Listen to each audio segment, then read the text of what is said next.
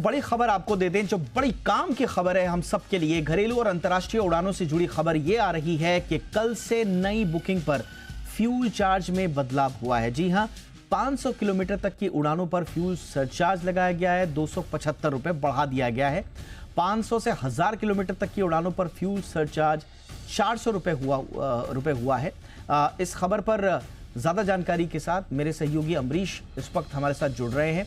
अमरीश, पूरी खबर बताइए, डिटेल्स दीजिए।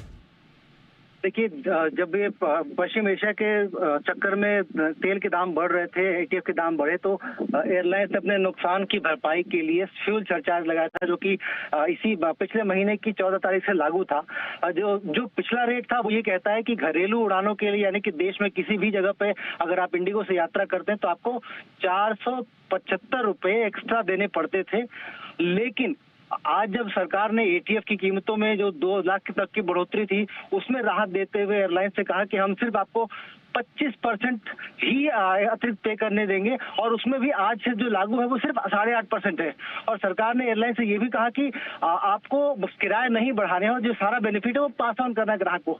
बावजूद उसके सरकार के इस अपील के बाद भी इंडिगो ने जो रिवाइज्ड फ्यूल सरचार्ज का रेट जारी किया है, उसमें साफ तौर पर लिख रहा है कि 500 किलोमीटर तक की यात्रा पर आपको फ्यूल सरचार्ज 200 रुपए देने पड़ेंगे। यानी कि वो लोग जो दिल्ली से लखनऊ तक की यात्रा कर रहे थे, पहले उनको 425 रुपए लगते थे, अब उनको 200 रुपए देने। लेकिन उसके बाद की जो यात्राएं हैं उन पर आपको फ्यूल सरचार्ज बढ़ा दिया गया है।